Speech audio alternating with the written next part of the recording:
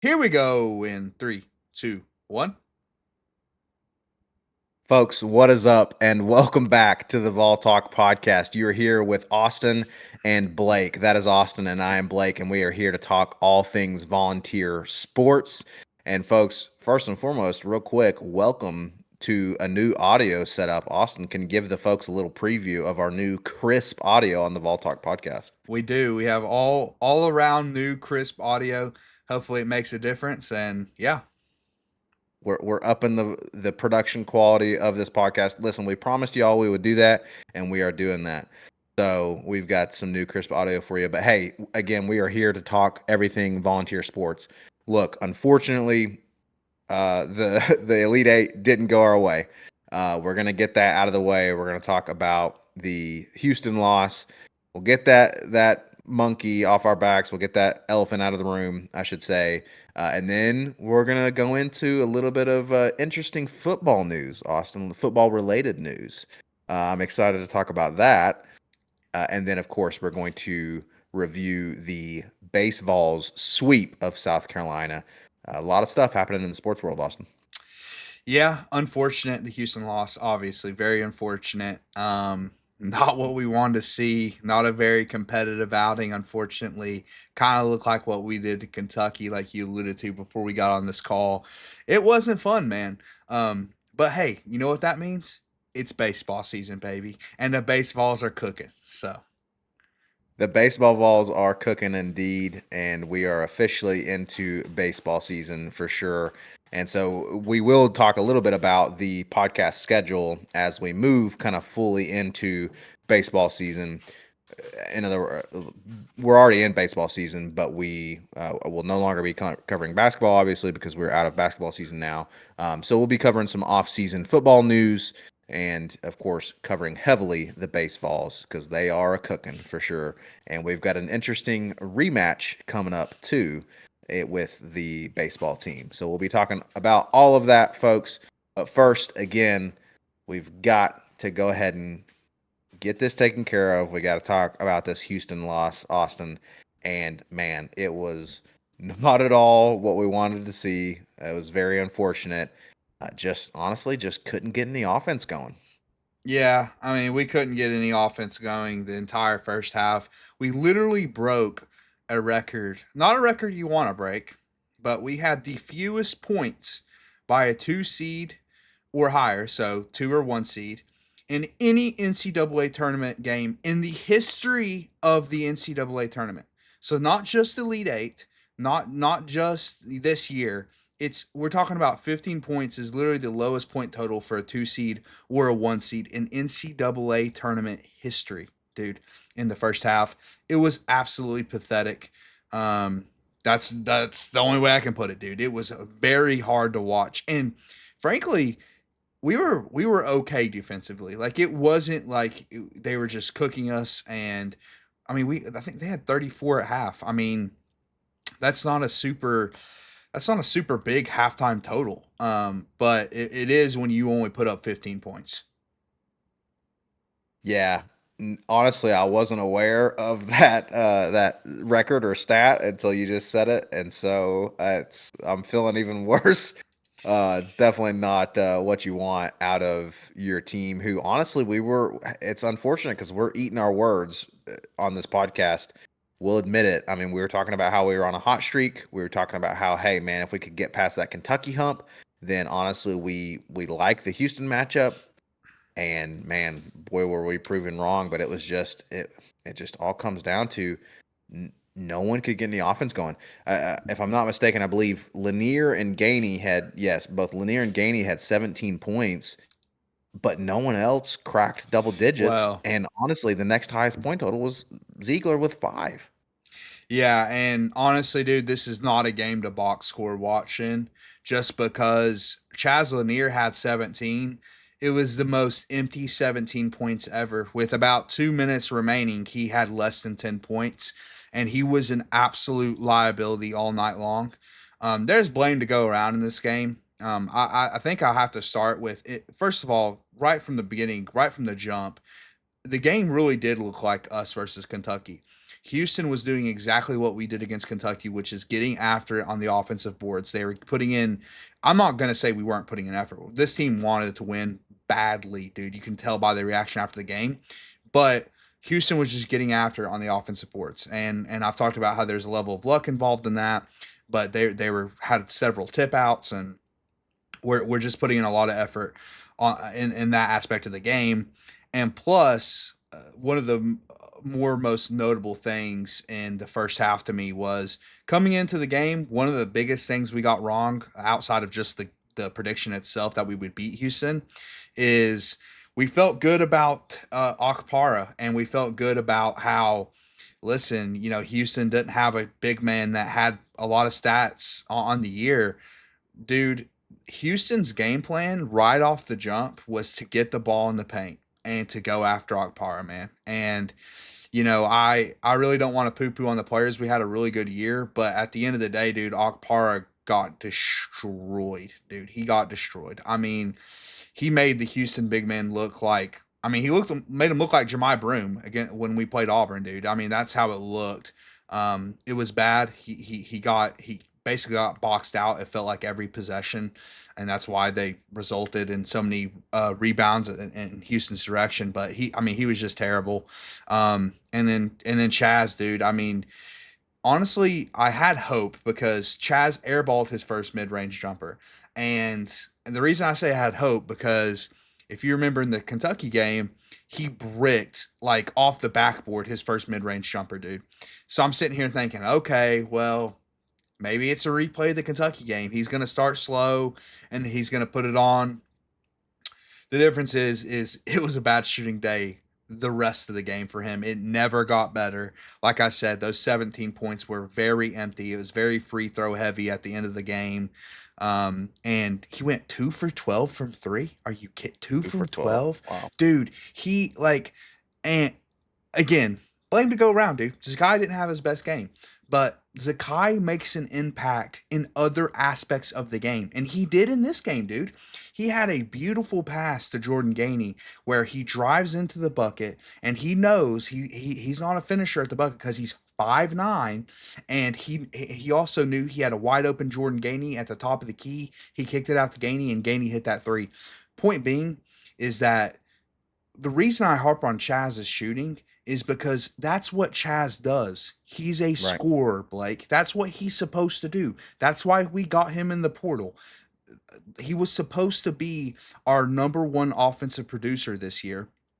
And he was at times, right? We came away after the Arkansas game, first SEC game of the year, and he drops like 29 points, and we're like, dude, we're in business. Maybe we truly do have our Dalton Connect replacement. It couldn't be further from that, man. He just completely folded in this game, was a complete liability, man, because he doesn't bring a facilitating aspect to the game. He doesn't bring defense. He's a terrible defender. So when he's out there, he's getting cooked defensively, and he's going 2 for 12 from three. I mean, that's what you get. You get a 19 point loss to Houston. Yeah, not at all what you want to see. No, And like not at all. Literally like not you at all. literally not at all. Like you said, I mean, there's blame to go around, right? I mean, and at the end of the day, we still had a great season, okay? And we're not going to do a full season review on this episode. We'll drop that later on, so y'all stay tuned for that. And we'll drop that episode, and we'll just go into obviously the season grades and how the overall season ended up with this Elite Eight appearance and getting to the SEC tournament finals and all of these different things. But at the end of the day, it was for me an unfortunate end to the season because man, I was feeling good. I was riding high, and we were thinking that we were hitting that streak, and then we crashed. And again, plenty of blame to go around, but it's unfortunate that several players ended up having one of their worst performances, in a while. And I probably should have started with the bright spots because there are bright spots. First off, I think the conversation has to start with Jordan Gainey. Jordan Gainey kept us in this game, dude. It reminded me a lot of the SEC championship against Florida, where Gainey was really the only reason we were still in it at the end. And at some point, we cut it within single digits, and that was on the back of Jordan Gainey. He came off of the bench and again, super efficient off the bench, and his 17 points were. I can't even explain to you how much more relevant those 17 points were than Chaz Lanier's 17 points. And again, I'm gonna have a lot of love for Chaz on the season review, like just said, because I mean, we probably don't make it to. He had an elite tournament up until this game. He did, and we're not, and that's not lost on us. But we're focused on the Houston game right now because you know that's what this is. This is the Houston review, and we have to be honest. And the honesty is that Chaz was a liability in this game. But Jordan Gainey, like I said, was great. Jemai Meshack, dude. I mean, Jemai Meshack is the man, dude. I love that guy. He was phenomenal in this game. He did his job, like because you don't expect Jemai Meshack to put up more than 4 points. Like that's not his game. He's not an offensive player. That's not why he's out there. He's out there to play defense, and he was causing problems on defense all day. I compare him to like a corner, dude. Like a corner in football. He reads passes before they like even happen, and he jumps on them so well. And he did that several times in this game. So I think that those two were two bright spots. But if I had to point to the problem defensively, it was easily the paint. We were terrible in the paint. And then towards the end of the second half, it became we were so focused on trying to stop them in the paint and put more guys down there and get rebounds that we were giving up wide open 3-point shots. And I mean wide open, dude. I mean like 10 feet, like they might as well been practicing. And of course, Houston. In Vol fashion, dude, we can never have some luck go our way and some of those shots don't Oh, fall. They always have to fall. Even though, listen, I mean, they earned it. I'm not taking anything away from them. And they hit their open shots and we didn't. That's another thing, dude. Because Houston's defense is getting a lot of credit, and they should. They should get a lot of credit. But a lot of these looks were good looks, man. Like we had some good looks in the first half and some good looks in the second half. Wide open shots from Zakai, but also wide open shots from the guy who's supposed to hit those, Chaz Lanier. Like shots he's hit all year long, shots up until SEC play this year that he had hit pretty consistently, and they just didn't fall in this game. And and again, you have to give Houston credit. They were, dude. Every time Zakai, the funny thing is, the one guy that got doubled consistently in this game was not Chaz Lanier. It was Zakai Ziegler. Dude, they yeah. doubled Zakai every time. They were not doubling Chaz every time. Zakai, every time Zakai got the ball, two guys ran over there to guard him. And that really kind of destroyed our offense because he's facilitating this offense. He's running the offense. And as soon as you take Zakai out of it, all of a sudden the entire offense was just, I mean, it was pitiful, to put it Yeah. mildly.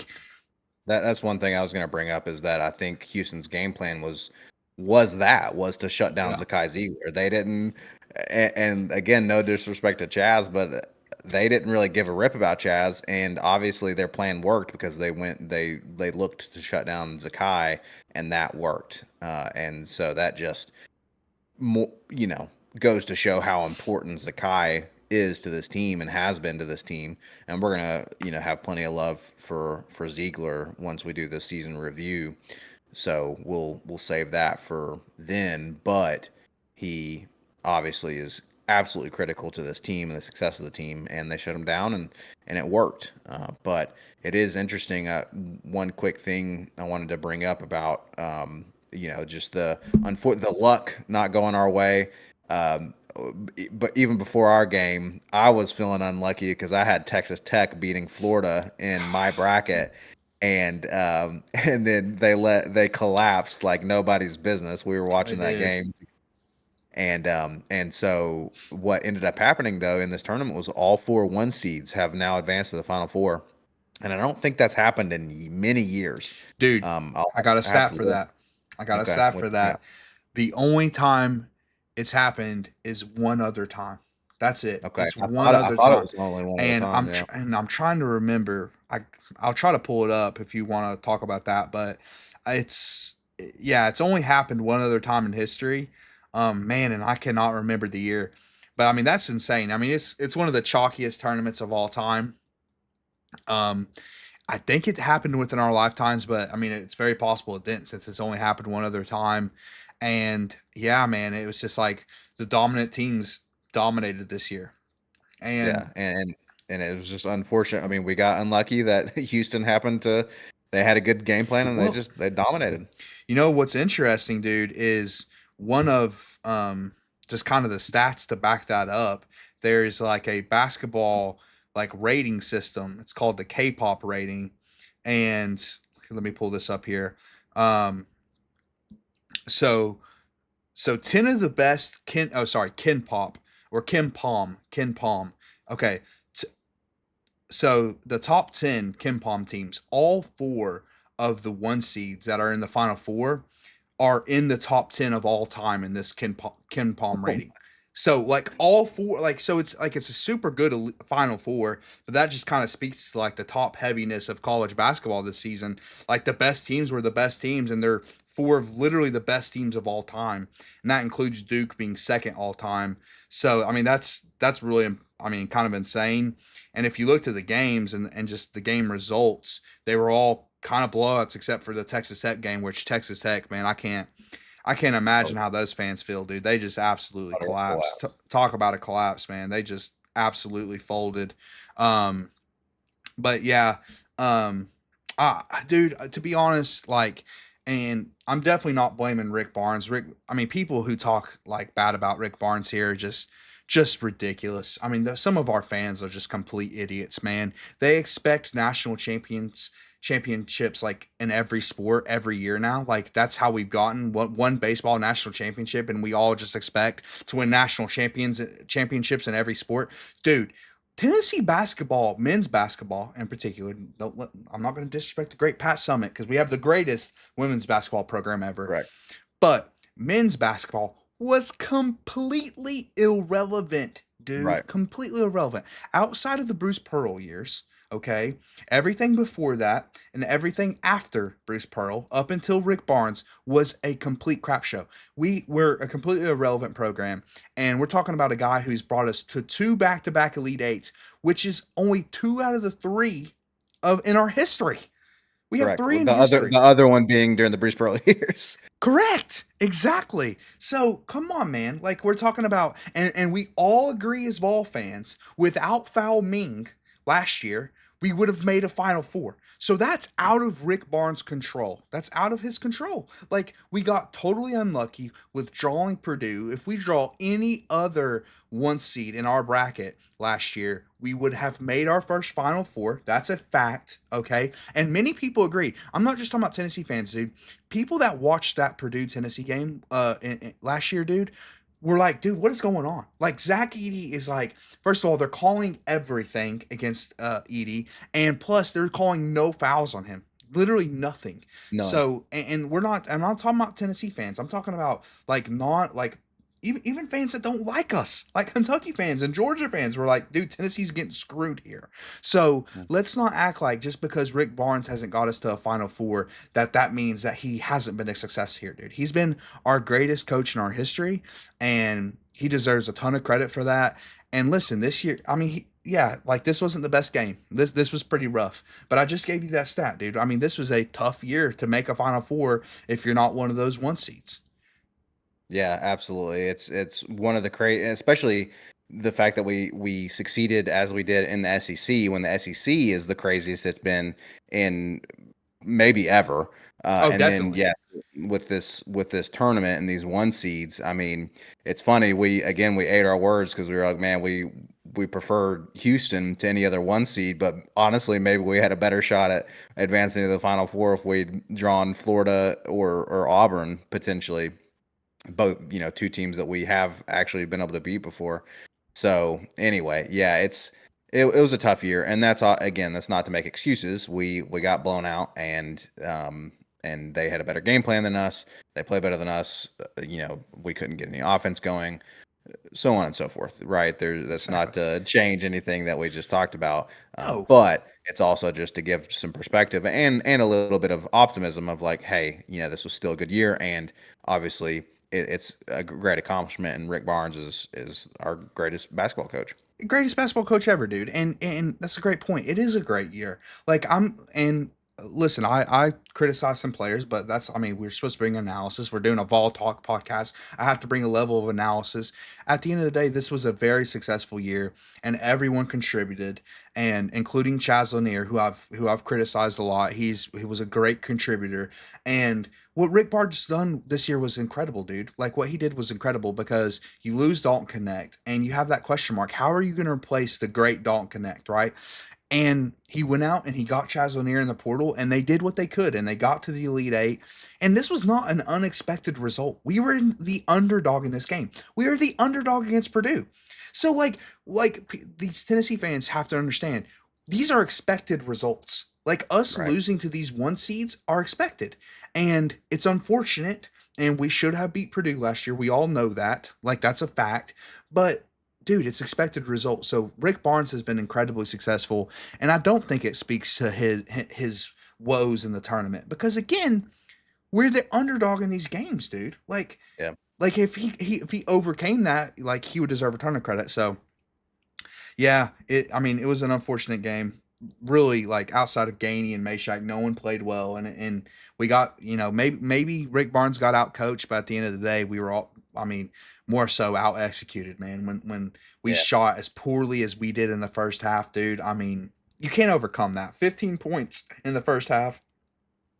Nobody's overcoming that against a one seed. Extremely, extremely rough results, especially in that first half, no Yes. doubt. So, yeah, again, not the result that we wanted, but and again, folks, we said this on the previous episode. It was going to be a tough one. That we didn't want to have this conversation if we did lose, but that's what we're here to do is talk about Vol sports, and so we got to talk about it. We got to get that out of the way, and we have gotten it out of the way. Austin, any other final thoughts on the Houston game? Yeah, one final thought, and it's not directed towards Houston. First of all, Houston, congrats. They earned it, and if Auburn doesn't win it, I'm rooting for Auburn. I'll be honest, I love Bruce Pearl and what he did here. I think he loves Tennessee. He's shown nothing but love for Tennessee since he left, and he got screwed here. So I'm rooting for Auburn. But if Auburn doesn't win it, I hope Houston wins it. I hope to God Florida doesn't win it, and I don't Nope. like Duke either. But if anyone like wins it, I just hope it's not Florida. Like out of Cor- everyone left, I hope it's not Florida. Um, Correct. but outside of that, one other thought directed towards the Kentucky fans. What a pathetic fan base, dude. What an absolutely pathetic fan base. I mean, this is like they were just waiting. They had the "You've never made a Final Four" tweets I just know. waiting, dude. They had Fired him up. drafted, They though. They had had them him drafted, drafted. saved.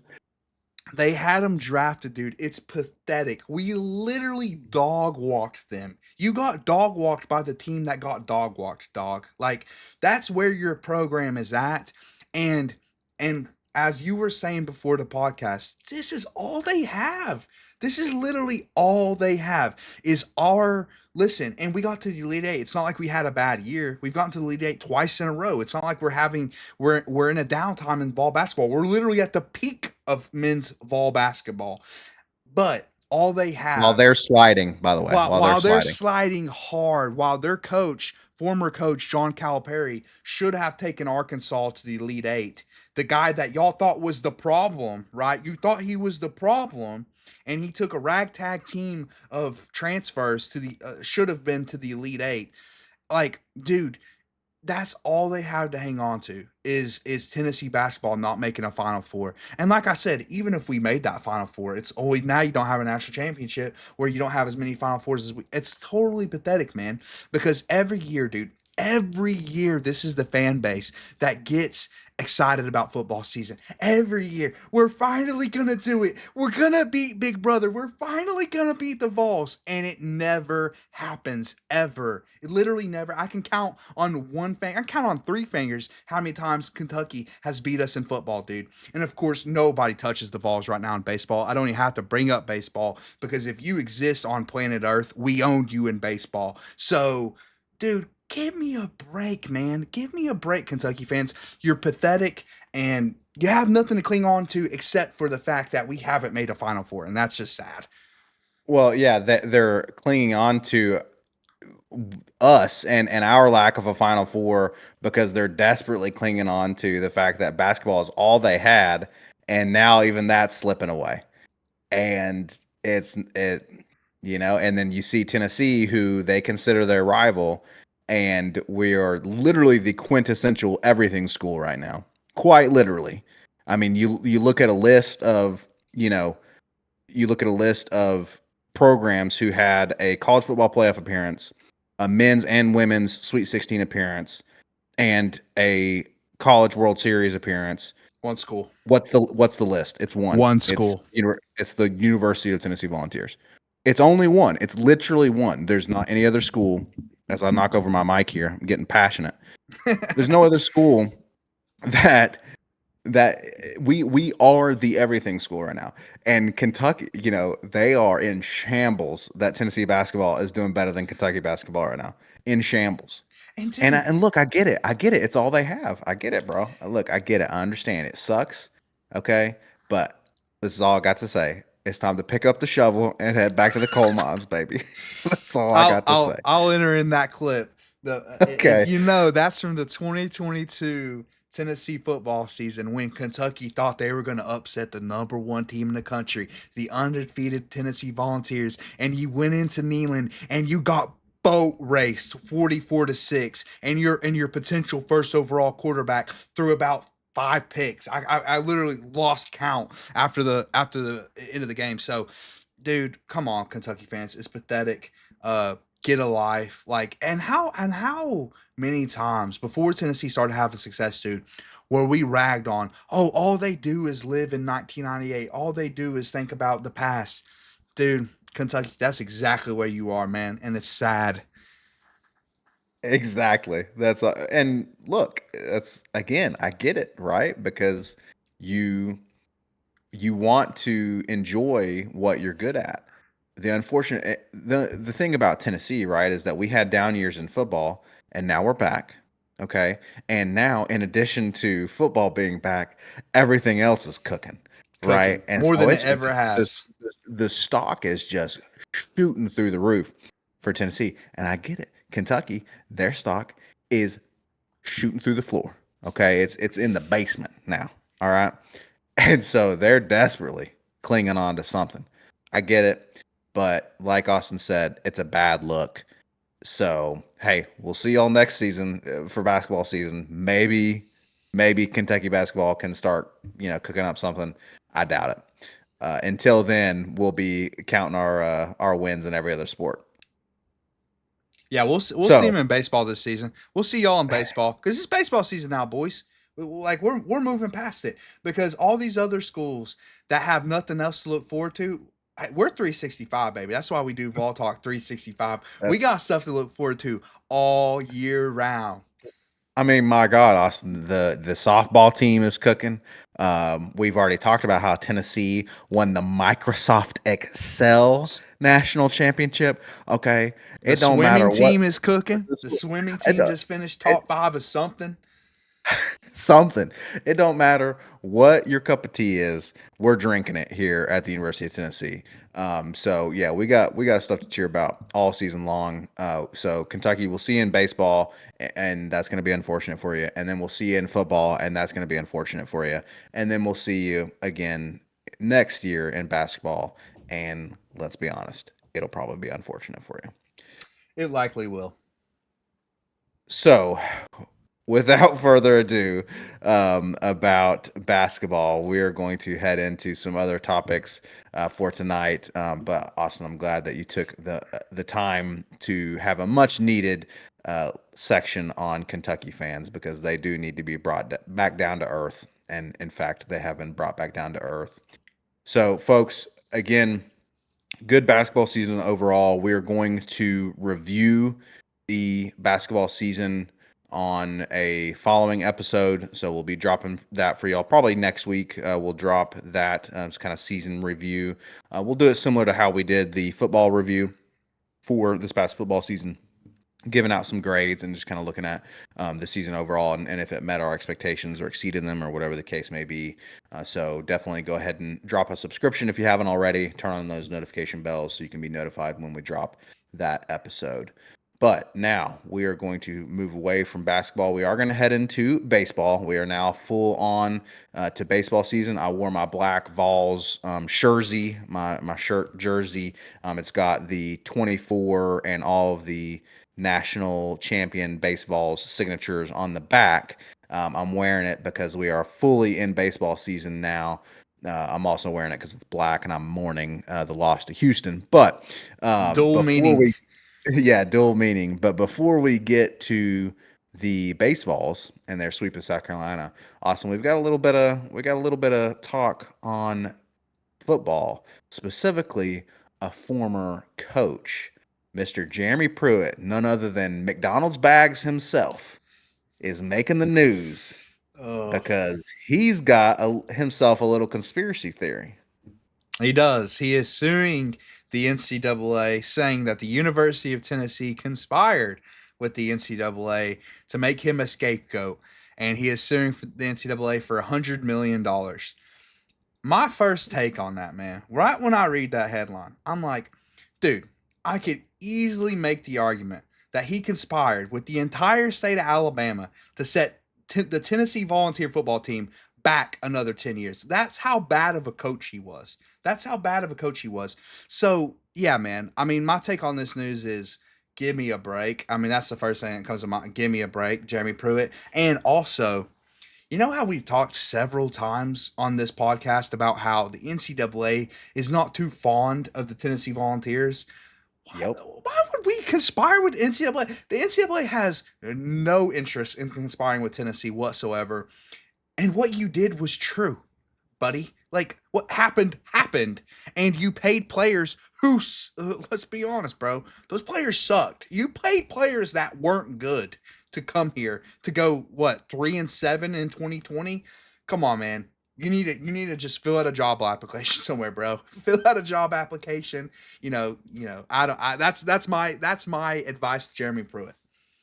Head back down to Tuberville, Alabama, or wherever the heck he's from, right? Get you a job at the McDonald's that you're so fond of, in their bags, and do something else. Because honestly, I guess he's hard up for money or something. It doesn't make any sense to me whatsoever. Because, like you said, it was true, and it's like, so what exactly conspiracy is there? A scapegoat, like, dude, you were the head coach. You're responsible for what was happening in the football program. And there was, now, granted, you know, I'm sure every other program was finding their ways. Old Nicky Saban was finding his ways to get his McDonald's bags to his players, But Pruitt was but just too dumb to cover it up. Pruitt was too dumb. And so it's like, dude, that's a double whammy. Like, not only were you cheating, but you were also not smart enough, like everyone else is, to hide it. And you know, and like you said, man, that you think Tennessee was conspiring with the NCAA Come on, out man. of any school Come in the on, man. history of college athletics? You think it was Tennessee that was conspiring with the NCAA? Exactly. You're And literally the arch nemesis of the NCAA. also, where did he get 100 million? Who the hell was paying 100 million to Jeremy Pruitt to coach? We paid you not to coach, bro. Like, come on, bro. Like, no one was gonna Take pay take you. your buyout Yeah, no and one go. was gonna pay you 100 million to coach anything, bro. Like you started coaching like what middle school basketball? There was a reason for Literally. that, bro. There's a reason for that. No one was paying Jeremy Pruitt 100 million to coach anything. Yeah, we literally paid him exorbitant amounts not to coach because, my God, please get away from the program. Yeah, exactly. Um, yeah, it's frustrating. It's something I don't love to think about, but we'll see the results. It's gonna Good be pretty luck. funny. Yeah, good luck Good luck, trying to brother. prove that NCAA was conspiring with Tennessee. I'm sure that person is fired from the NCAA now if that was true because the NCAA from top to bottom hates Tennessee. So, interesting news from the football world, and we'll see what comes of it. But we're going to be keeping a pulse on football news during the off season. So, in addition to covering the baseballs, we will definitely be keeping a pulse on the off season in football because we've got up in a couple weeks the spring game. We've got the orange and white game coming We up, do. And so that's going to be interesting to see how the offseason is looking so far for the football team. And then, of course, we'll be doing that episode with Dakota soon for kind of just a preview of how the Volunteers are going to do in the NFL draft. And so, a lot of different volunteer football stuff coming up as well, folks. So, we know most of you all probably love volunteer football as we do. So, definitely be in tune to the Vol Talk podcast for more football talk. But without further ado on football, we are now going to move on to the team that just can't stop cooking. Tony Vitello's baseball Volunteers. We did get the sweep against South Carolina as we predicted. We will also be previewing a very interesting rematch coming up against the Texas A&M Aggies this week, and in some sort of sick prank, folks scheduled Tennessee Tech as our midweek game on April Fool's Day on the 1st. So not looking forward to that possibility of dropping a midweek game again to Texas or to Tennessee Tech. But let's start, Austin, with the South Carolina game or the South Carolina series. And we swept them. We won the series, but they didn't make it easy on us. They really didn't, dude. They fought really hard. I mean, we're gonna get every best team, like every team's best shot, man. That's Yep. the name of the game. Number one team in the country, defending national champions. You're gonna get every team's best shot. Um, I'll be honest, dude. Doyle didn't have his best performance game one. If we're looking at game one, Liam Doyle did not have his best performance. He had 11 strikeouts, which, just based on that number, you'd be like, wow, that's really good. But he gave up 9 hits. So it was just kind of like strikeout or bust kind of day for Liam Doyle. And that's really, I mean, that's the kind of pitcher he is. He heavily reliant on his fastball. And who knows? I am starting to get a little bit concerned that the heavy reliance on the fastball is starting to like catch up to him because you don't. I mean, it's not a lot of game playing around Doyle, man. It's like if swing at that fastball, hopefully you make contact. A lot of people don't. I mean, he's got more than that, but it's mostly that fastball. So I don't know. This definitely wasn't his best outing. I gave him a pass in the Alabama game because he really had only one bad inning. This one was kind of a little bit more spread out. Um, but we did enough offensively, and I kind of expected that going in to the South Carolina series because South Carolina is really not the best team in the SEC. It's kind of one of the weaker teams in the SEC, and one of the reasons for that is pitching. They really switched up their pitching this weekend. Like they started a midweek guy on in the Friday game. And that really didn't work out. I mean, I've said this all year with the baseball Vols, but this lineup makes like average pitching look terrible, and it makes bad pitching look like like all time bad. So, Right. I mean, that's just how it is. And dude, we have a really good problem on our hands, which is in Gavin Keelan's absence, Dalton Bargo has stepped up and literally become the best hitter on the team. I mean, Dalton Bargo cannot be stopped right now. I mean, I was like, man, after the Alabama series and the pimp walk out in the rubber mat. Actually, no, that was game two, I believe. But anyways, like, dude, I kind of expect. Actually, you know what? It was the rubber match. It doesn't matter. Anyways, Dalton Bargo has been on fire, and you have to find a spot in the lineup for him now when Gavin Keelan comes back, because Gavin Keelan's gonna come back very soon. They sat him out of this series probably because they realized probably don't need him. Let's be honest. It's South Carolina, and get him some extra rest. But now Dalton Bargo literally has to be in the lineup. I mean, that's how well he has played in this opportunity. He was hit and miss last year. He was pretty inconsistent. But now he is, like I said, possibly the best hitter on the team. He had a home run in game one, obviously huge. And then another guy I have to talk about, the great, as I say, the great Hunter Ensley. Dude, he has been on fire, man. Ever since the Bama series, he has just been absolutely cooking, dude. He cooked this entire series. He cooked against Alabama. He hit a home run in game one. I mean, he's been phenomenal, dude. Absolutely phenomenal. Yeah, huge stuff from Inslee. You love to see that. He's already a volunteer legend after his performance last season and just especially in the College World Series. So huge stuff from Hunter Ensley and yeah, Dalton Bargo. Man, like you said, it's a good problem to have when Tony Vitello has got so much talent that and I saw an interview recently, or maybe it was an article that I was reading about how Tony Vitello is recruiting these guys, and he's having to have these tough conversations with them about where is he going to play them, right? Yeah. Because he has such a wealth of talent that, and again, it's a good problem to have, that man, where are you going to fit them all? And now we're seeing that there's literally so much talent that a guy like Dalton Bargo is not in the starting lineup, or it wasn't initially, but then now, like you said, it's like, man, do you have to find a spot for him? They will find a spot for him. He will continue to be the DH until he like falls off a cliff. Like he is like I say, he is unstoppable. He's an unstoppable force right now. Um, Another good problem to have is Ariel Antigua, man. He is one of the best defensive shortstops in the entire country. He is not the best hitter. Like if you lined up all of our players, like Aaron Twigua stands out amongst everyone because he is tiny. Like he is so small. He looks the part in a bad way, I guess.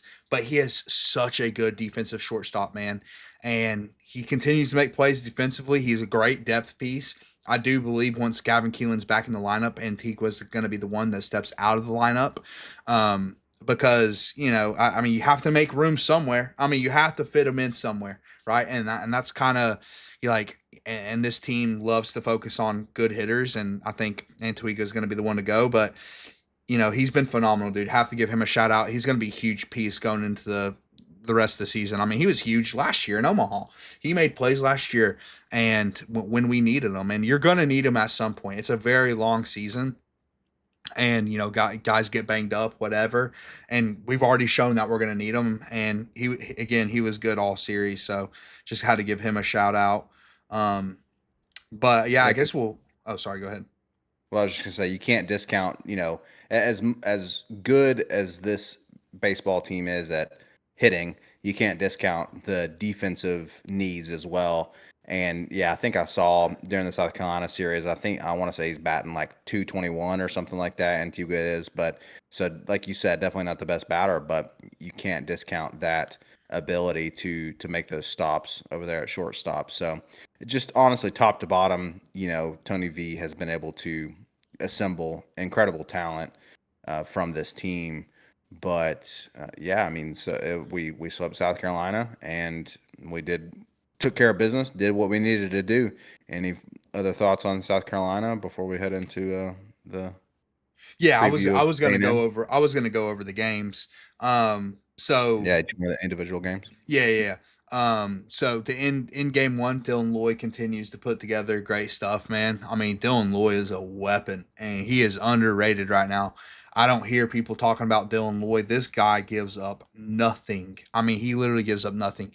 I don't know if he has an earned run on the year. Could be wrong. Somebody correct me if I'm wrong. I can't remember it. Someone pull up the clip. Dylan Lloyd literally gives up nothing. He gave up nothing again. And I'm just not surprised at this point. The dude has great stuff. So we basically analysis on game one. It was the offense did enough. Dylan or Liam Doyle didn't have his best performance, but offense did enough to have a big enough lead to hold on to it. Even though South Carolina, like you said, was making it interesting. Probably are one of our more interesting games on the year, though, which really is kind of speaks to the team and gives me hope going on deeper into the season was game two, man. Game two was obviously a very important game. You have a chance to lock up the series, and it's on the road. I mean, that's another thing. I mean, South Carolina isn't drawing great crowds right now since they're not a very good team, but yeah, this game was interesting, dude. We had to overcome some adversity, so we were down in this game in the eighth inning, like 4-3, and then we hit a two-run shot to take the lead, and then South Carolina comes up to bat in the bottom of the eighth, and then they tie it up. It's 5-5 going into the ninth. We hit another two-run shot in the ninth inning to go up 7-5. Then at some point in the ninth inning, dude, we had, or maybe this is the eighth inning, but either way, it's still relevant. They had bases loaded, and we got out of the inning with bases loaded. So I mean, this team just showed another way to win. I mean, this was a gritty game, like super tough contest. One that we could have easily dropped, and they came away with the victory. So I mean, that was huge to see. Marcus Phillips continues to be just solid. Like he's really solid, solid to great. Honestly, is how I would describe Marcus Phillips. Nate Snead had a better outing than last weekend. Last weekend against Bama, he really slipped bad. Like he did not have a good outing at all against Alabama, but he kind of came back and had a better outing against Carolina this weekend. But um, and then as far as guys who hit homers, Andrew Fisher, Reese Chapman. I mean, Andrew Fisher, dude, that dude is crazy. I mean, that guy, when he hits a home run, everybody in the stadium knows it, bro. Yeah. Everybody knows it. Like whenever he hits, he's always hitting home runs in center field too. Like that's where that dude hits. He does not. He does not go to right field. He does not go to left field. He goes to the deepest part of the ballpark. That dude's gonna play at the next level, man. He hits absolute bombs. Um, but yeah, I mean that was all of our scoring. Well, our home runs made up our entire scoring in that game, which is, I mean, obviously, we had runners on, but but still, I mean that's what uh, you know had the RBIs were all home runs. So yeah, I mean that's pretty wild.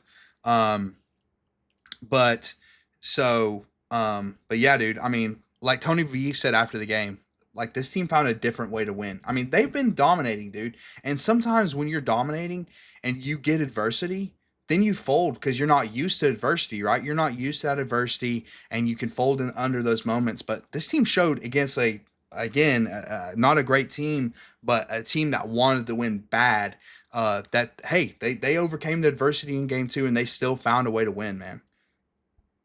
Yeah, and that's what you want from an elite team. That's what you expect from an elite team is overcoming the adversity and still finding a way to win.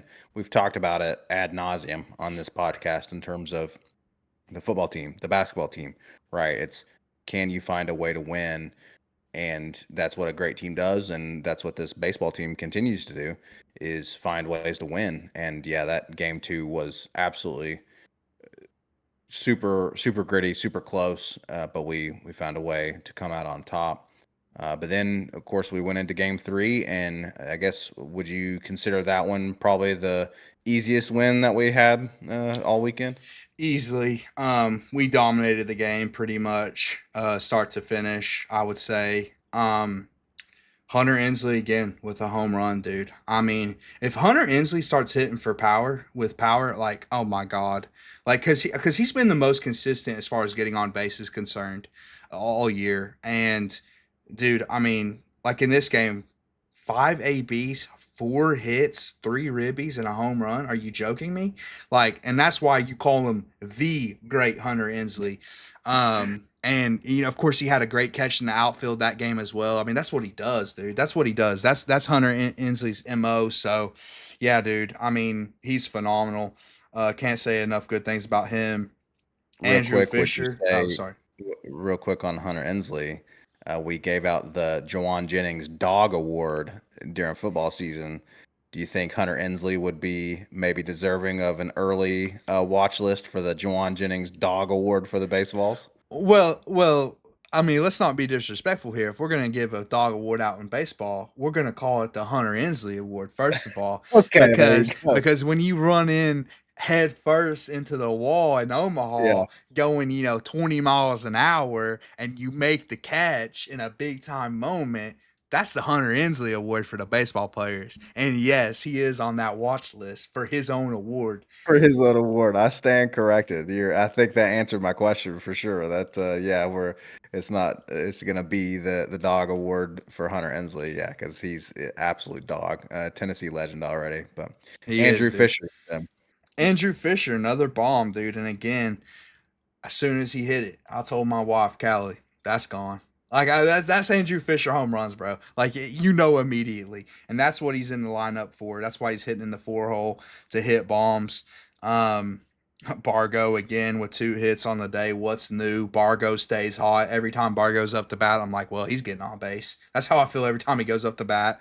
Um, and then pitching in this game, dude, Tegan Coons, man, he just finds a way to get out of jams. Like He's giving up hits, but he's not giving up runs, and that's what matters, dude. If you can find and dude, and again, that's digging deep. When you have two or three guys on base and you're in a jam, maybe with one out, two outs, and you find a way to get out of there with no runs, I mean, that's big time stuff. He only gave up one earned run on the day, and then Krenzel comes in, pitches the other half of the game, 5 innings he pitched. I mean, that's basically a start. I mean, that's not a relief. That's a start. I mean, Coon started the game, but when you pitch the last 5 innings, I mean, shoot, um, he only gave up 4 hits and 1 run. So, dude, the pitching, because I mean, coming into the year, one of the biggest analysis I had preseason, dude, was what's it going to look like on Sundays? I mean, Sundays are a question.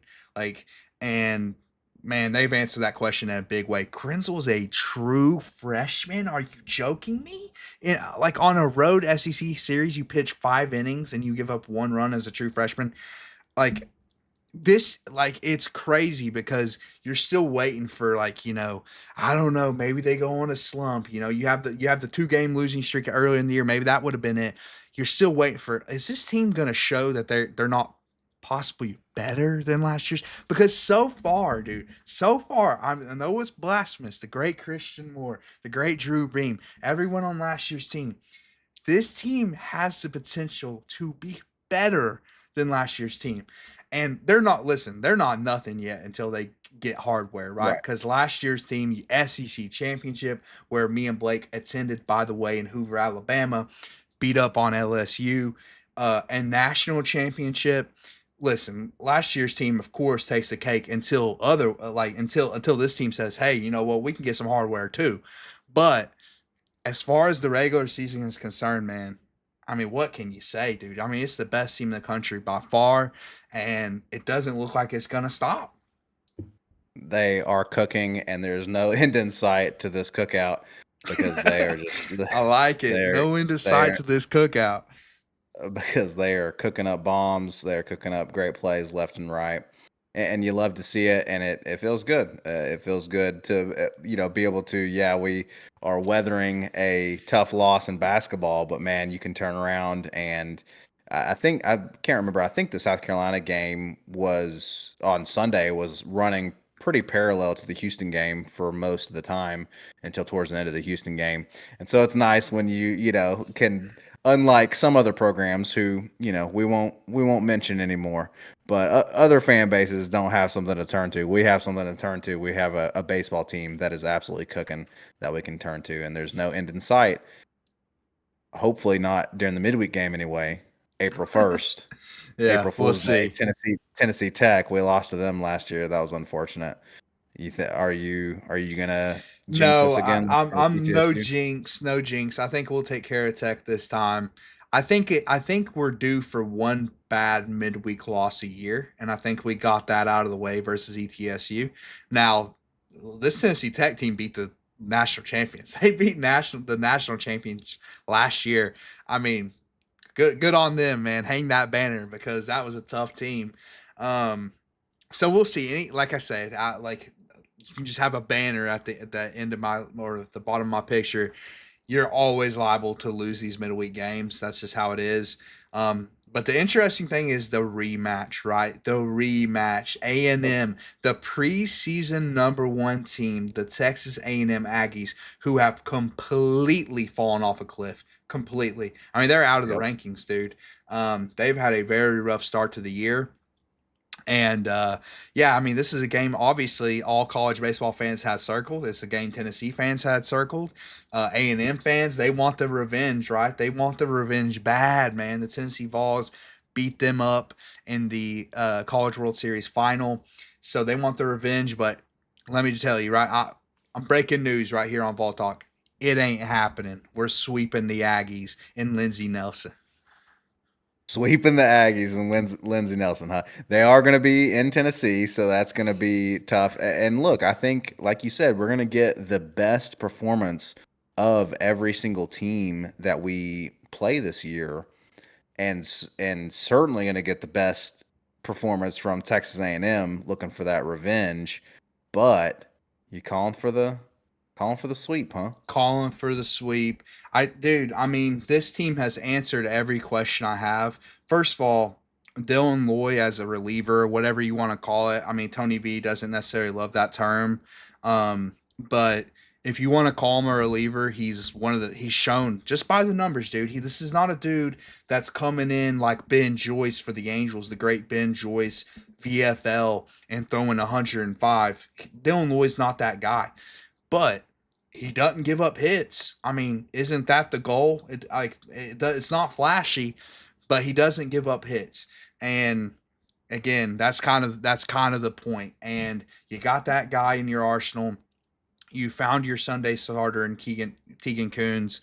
Nate Snead is Nate Snead, right? And I mean, there's up and downs, but at the end of the day, he's a proven guy. He put in great innings in Omaha last year. Part of that legendary team forever. So, dude, I mean, they've answered the question of pitching depth. And as far as the batting lineup is concerned, dude, I mean, it's an embarrassment of riches, and you're getting Gavin Keelan back. If I had to guess, he'll probably play in this series. That's just my guess. Maybe not. Maybe they're just going to keep him on ice, especially when you have Bargo in that 2 hole cooking like Bargo's cooking. So, and if you can fit both those guys in the lineup with Levi Clark, with Hunter Ensley, I mean, dude, I mean, there's just not a big fall off as far as this batting lineup is concerned. So, what's the weakness of this team? Like, what can stop this team? I don't know. Like, I don't. Maybe Doyle continues to kind of fall off. Who knows? We'll see how he performs. See if he can have kind of a bounce back because his last 2 outings really weren't himself. Like he wasn't himself in his last 2 outings. So, but yeah, man, I'm calling a sweep because this is the best team in the country. Man, I hope you didn't jinx Doyle just now. But I didn't. I didn't. He's gonna bounce back. He's gonna he's bounce gonna back. bounce back. I'm gonna jump on your train, and I'm gonna agree with you. I'm gonna say that we will absolutely sweep the Texas A&M Aggies. Revenge will not be a dish served cold from the Aggies. We will sweep them and continue the victories against A&M. So honestly, it's looking nice for this baseball team yet again this year. We're gonna keep watching. We're gonna keep, like you said, keep a pulse on it and see what the weakness might be, but it's not looking like much right now. Quick shout out too, real quick, to another baseball adjacent team, the softball team, the Lady Vols softball. They also seem to be cooking. It seems like they can't be stopped either. Yep. Top 10 in the country. They go into Oklahoma, which, if you know anything about softball, which I don't know much about softball, if we have any softball listeners, let us know.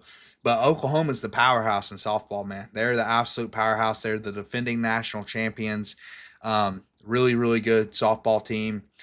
Played them, the Lady Vols played them at Oklahoma uh, versus the number 2 Sooners and won that series. And it was like the third ever, or only the third series Oklahoma has lost at their home stadium since like 2006. What? That's insane. Like that, Yeah. first of all, shout out to Oklahoma softball. Didn't know you were like that. Second of all, damn, what a win for the Lady Vols. I mean, that's an insanely impressive win. So, yeah, I mean, dude, like you said, quintessential everything school. We literally have everything. And why wouldn't you want to come to a school like that, man? I mean, part of the great thing about being in college is being able to enjoy the athletic programs. And if you're a basketball player, you're a baseball player, or a football player, why wouldn't you want to come to this school and watch the team in the Elite Eight, or watch the team make the College World Series and win it, or watch the softball team beat Oklahoma? And it's like it's incredible, man. It's truly insane what Danny White has been able to build in this athletics program. It's just cooking on all cylinders, firing on all cylinders across the board. Can't be stopped. And like you said, you hit the nail on the head. Who wouldn't want to be a part of that, even as a student, to be able to enjoy that. So times are good on Rocky Top indeed. Austin, any other thoughts on anything that we've covered tonight, or vol baseball? Nope. It's officially baseball season. We will be dropping the season review for the basketball season, but that will all be positive. It's not gonna be a lot of negativity in that episode like there unfortunately was in this episode. had to happen. This is the reality of getting blown out by 19 points in the Elite Eight. But so it's baseball season. It's NFL draft season. Like Blake said, we're gonna have some football, some juicy football coming up, content coming up. Orange and white game. We'll cover the orange and white game. Um, Feed y'all all the fall Kool-Aid and talk about how the Tennessee football team's going undefeated this year. Nah, Listen, man, in the off season, there ain't no bad news. there's There's no only good news. losers. There's There's no only losers in the hype, off season.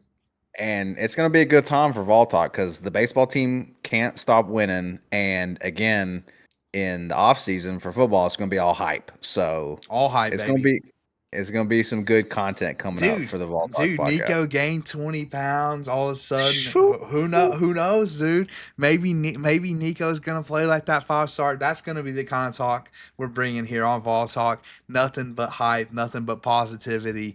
And like I said, that draft show is gonna be fun. I hope y'all, if anyone's listening to this point, I hope you do tune into that draft show because it's gonna be fun. We're gonna break down all the Tennessee Vols in the upcoming NFL draft and where their best landing spots would be, and kind of like where their projection is going to be as far as what round they're going to go in. So it's gonna be a fun show.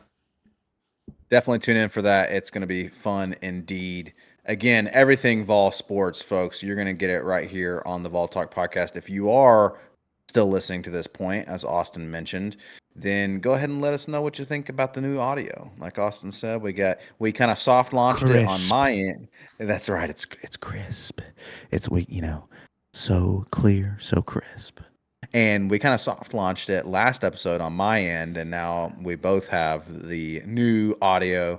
And so let us know what you think. Again, we're going to continue to increase the production value of this podcast.